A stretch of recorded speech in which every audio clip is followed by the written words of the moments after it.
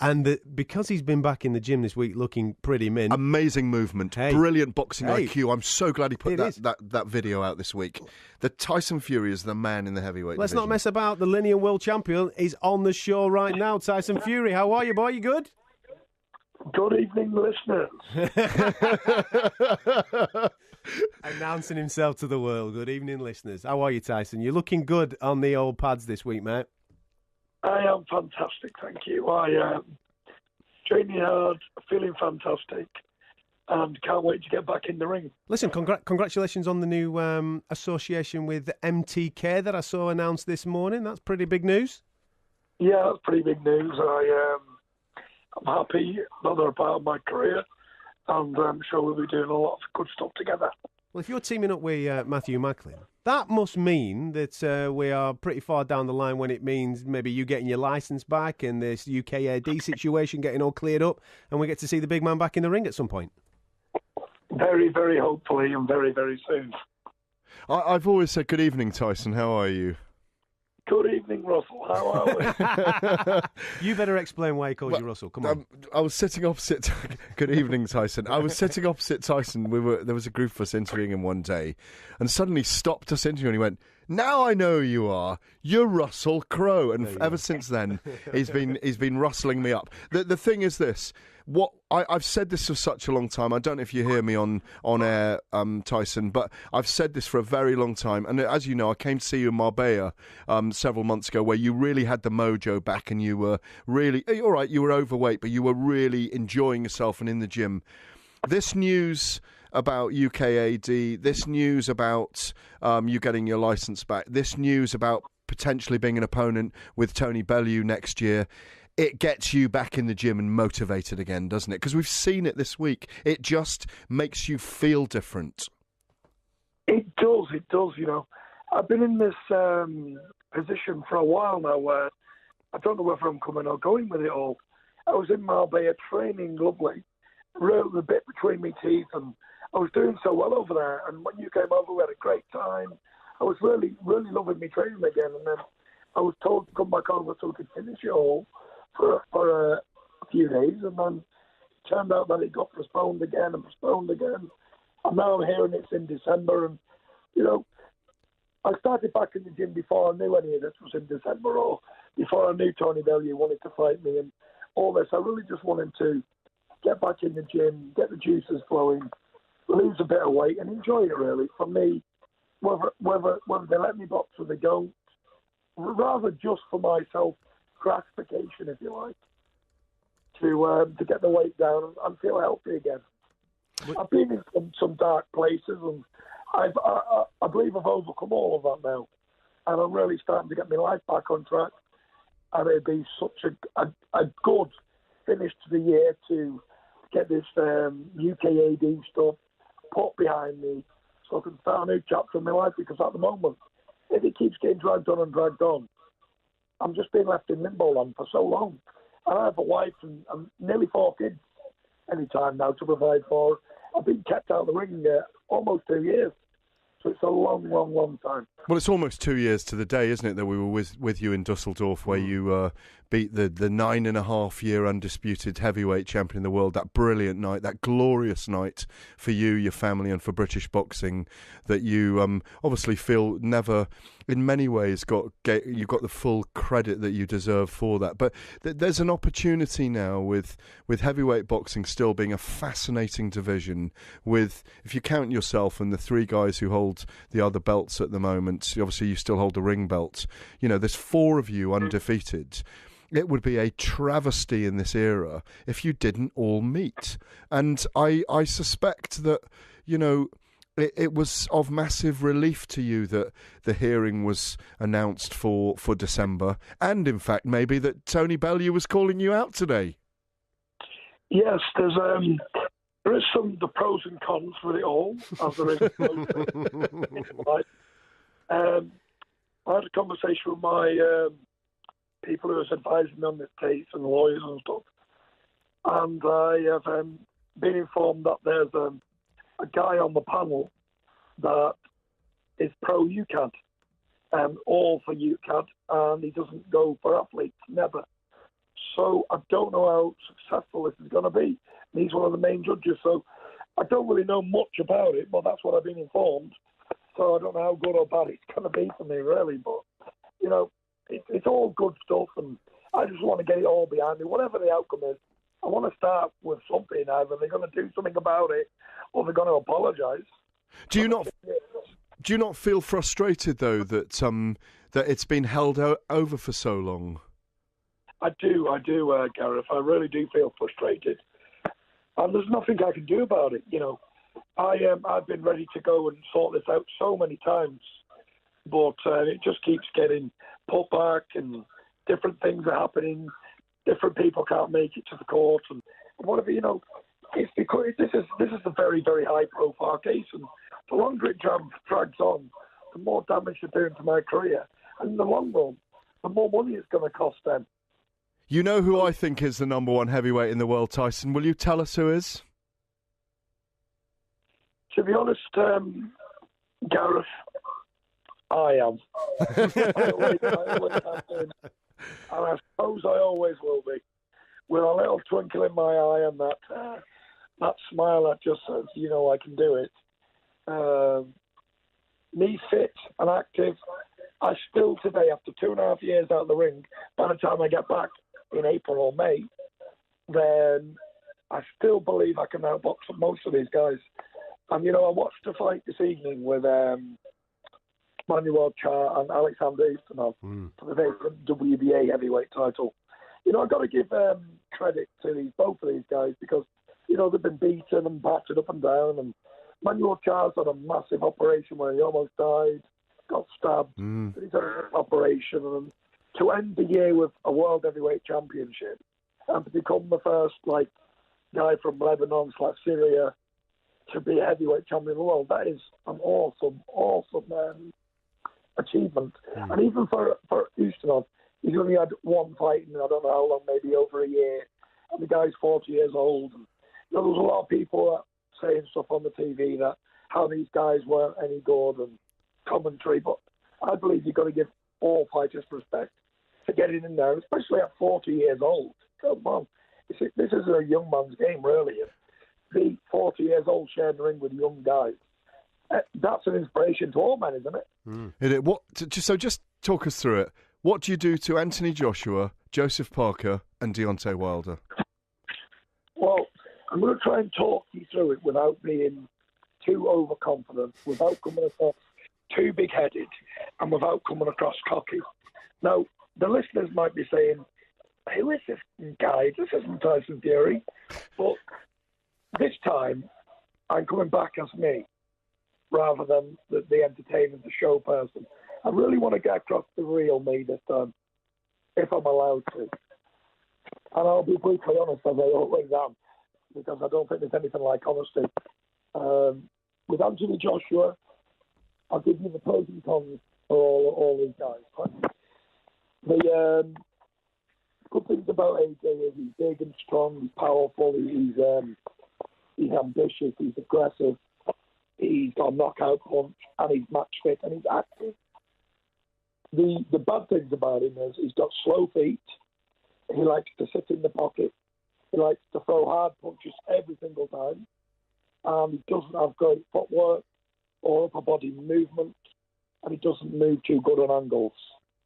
And I'd be a fighter like myself who does have good footwork and does have good lateral movement and can move on angles. That equals disaster. Yeah. Because with me being a bit of a knowledge boxer in heavyweight boxing, and I've studied it and I have done for many, many, many years, I understand how I have to beat these guys. And to beat somebody with those attributes, those awesome attributes that he possesses, it would be hard, but for someone with my ability who can move and box and twist and be so evasive, all I have to make him do is miss a bit. And as we saw against Vladimir, he blew a gasket trying to land these punches. And we see it so many times. We just have to go back to Ali and Foreman, the big puncher, versus the boxer mover.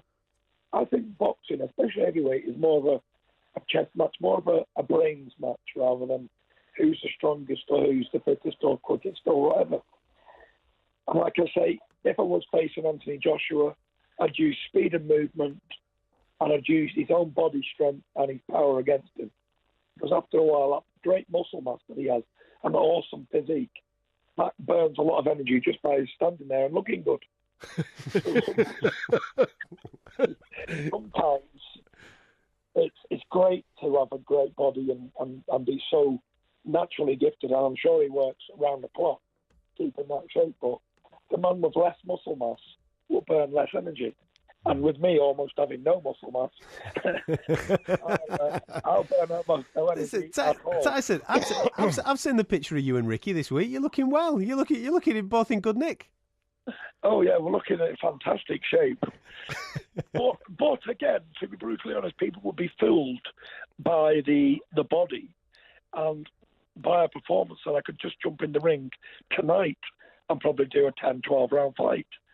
So again, some people have natural built-in stamina, and some people struggle to get it, and they work very, very hard to get it when they do have it. But me, I have it for sale. I have stamina for sale at the moment because I'm 24 stone at the moment, but can do 10, 12 rounds at practically any pace. So you've lost a stone then? You've lost a stone from when I was with him. Yeah, you've lost a stone. That's good. Could you fight at 20 stone, or do you need to get down to 18? Because you were on about getting back down to 18. Is there an optimum weight for you then, even against these guys like Parker and Wilder as well, or would you try and be different weights?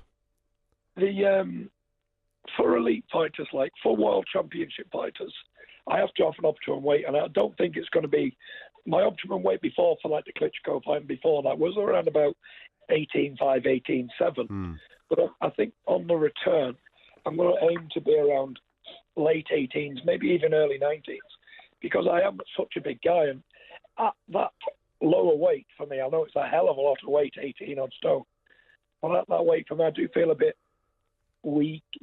rather. I feel a bit skinny, if that makes sense. I'm going to try and bulk up a little bit, and obviously I'm going down for a massive weight. So for the comeback fight, for somebody again like Manuel Char or somebody not of the great caliber of Deontay Wilder or Anthony Joshua or Joseph Parker, or there's a couple of other guys out there that you need to be super on form for, maybe I could come back at 19 odd stone. Well, you put a great poll out on your social media, Tyson, asking the fans who they wanted, and obviously Shannon the Cannon was on there. You had Pricey on there. You've got a bit of history with him, and obviously Tony's been on Soccer AM this morning mentioning your name. Any of them ring? Any of them? Yeah, any of those guys really. I can run you through quite briefly on all of them. Not very many people wanted to see the winner of Char used to know for the vacant WBA belt, but now I think that makes quite a bit of sense because Manuel Char has just won the belt, and I think he makes quite a lot of money through fighting me, and it also gives me the opportunity to become a two-time heavyweight champion of the world in a relatively comfortable fight that I believe would be comfortable for me in winning. So that one is very interesting for me at the moment. You've got the likes of Tony Bellew, who's had the great victory over David Hay, former cruiserweight champion. He's saying that he's not so frightened of big guys, and he wants to fight the biggest of them all. So I don't know how realistic he's being with his comments on Soccer AM. But that's another lucrative fight for both fighters, and we are in this to make a living rather than just take punches to the face. So that would be a good fight for me again. And Tony's a quick fighter. With him being a cruiserweight / light heavyweight coming up to heavyweight, he'll have the speed and movement over me, which could counteract my size. And he also has quite a lot of power. I've seen him knock quite a few people out. So maybe that's a difficult fight for me, but that's another fight that I'd take on the return after 2.5 years out.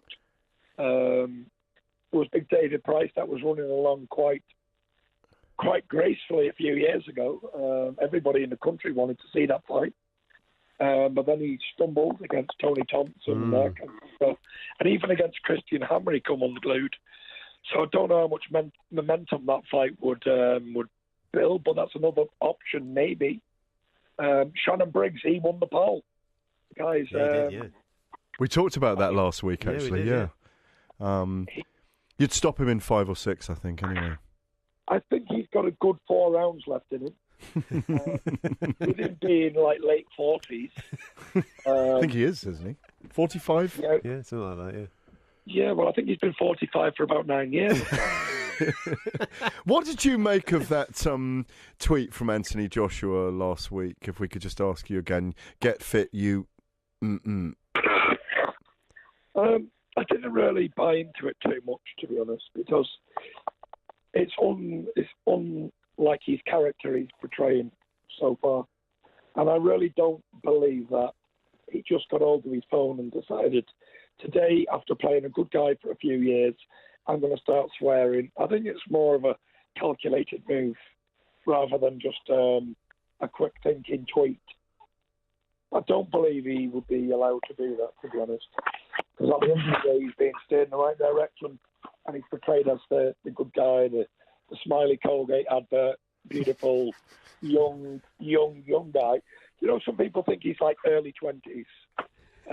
They don't believe he's the same age as me within a few months. So, yeah, I think that was a calculated move. I think that they're trying to build momentum with me and him, because obviously it's the biggest fight in heavyweight boxing. It's the biggest fight in world boxing at the moment. So obviously they'd want that fight. I want that fight, so it should be an easy fight to make. So I just think they're trying to build up momentum with that. So, yeah. Tyson, have you got a spare couple of minutes for us? We've just got to go to a break. We're being nagged here by our producers. We'd love to carry on talking to you. Are you right to just hang around for a couple of minutes, mate? Yes, I am. What a superstar. Absolute superstar. Stick around. You listen to Fight Night on TalkSport with Adam Catterall and Gareth A. Davies. Tyson Fury's with us, and he's going to be with us again in a couple of minutes. Don't go anywhere.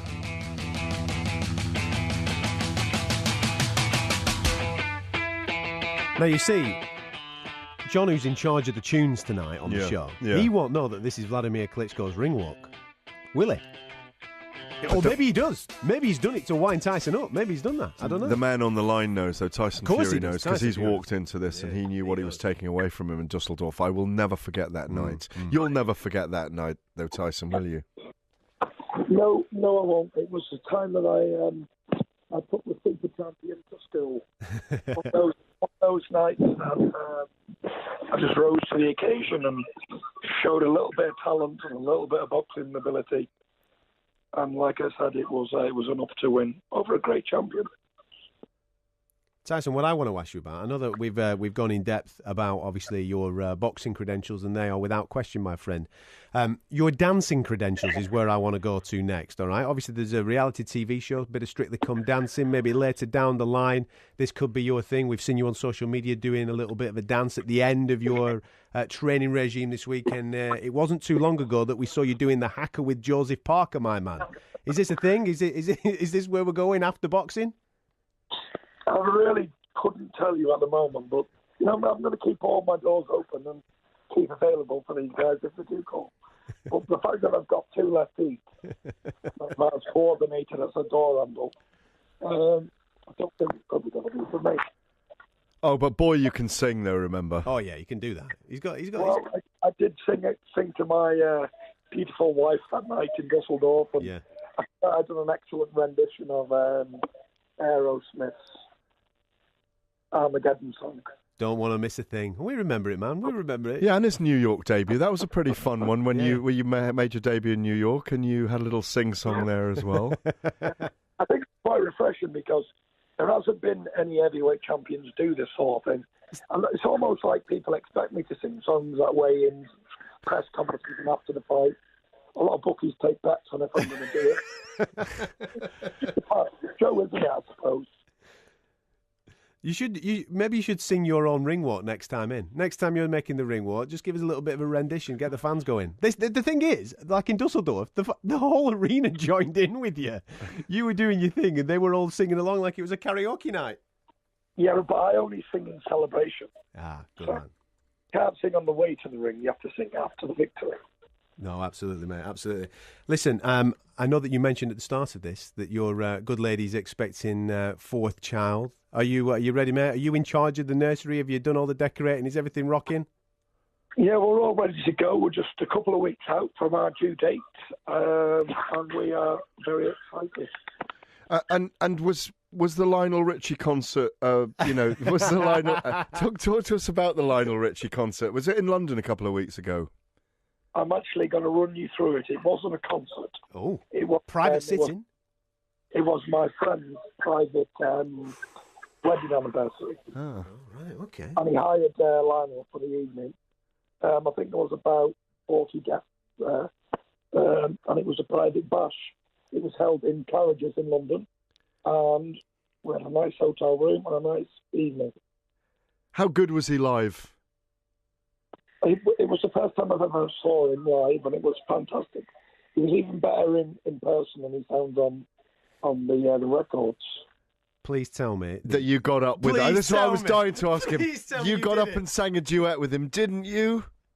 Well, you know that I would, Gareth. But I'm suffering at the moment. I have been for a while with this voice. And just to let the listeners know, because I do get quite a few people asking me what is wrong with the voice, why is it so husky? I got punched in the throat about 18 months ago by a great light heavyweight fighter called Ty Mitchell. Mm-hmm. And it's left me with this voice. Now, this sounds quite sexy to some people. Some people yeah, it is. I agree. No, it is. It is. But it stops my singing career as well, because I can't really get to those notes that I used to. I sound like I've been on the drink for days. Well, everyone thinks I'm just a wild lunatic. I'm glad you've cleared this up, actually. Yeah. I've been to the hospital. I've had the camera down the old throat, and I've got a blood clot in the back of the throat. Not a serious one that could harm me, because it can only go down into the stomach if it did move. And I've got to get it taken out sooner or later, but I'm not in any rush. It's not causing me any pain. This sexy voice will not last forever. That's it. I reckon Mrs. Fury said to him, "No, keep the voice. I love it. I love it. Let's have another child. It. Let's have another child." Yeah. 18 months we've had 2 children. So for that reason, you didn't sing with Lionel Richie. Oh man.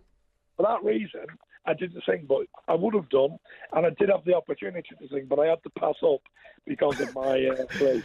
Brilliant. Absolute superstar. Brilliant. Listen, Tyson, we've kept you for too long. We're going to let you get back to your good lady, mate. Enjoy the rest of your evening. Fingers crossed everything that goes well with the UKAD thing, and obviously getting that licence back so we can get you back in the ring in 2018. And back in the studio as well one night. Yeah, and it'd be lovely if you came in the studio. Fact, we'd love to. Next time you're in London doing your Lionel Richie thing, you bring your good lady. We'll have a proper Tyson Fury night. Make sure you come down and see us. I will do. I just want to say big shout out to Deontay Wilder, bronze bomber. Keep winning if you're listening, because it's only building up to one massive fight between him and I.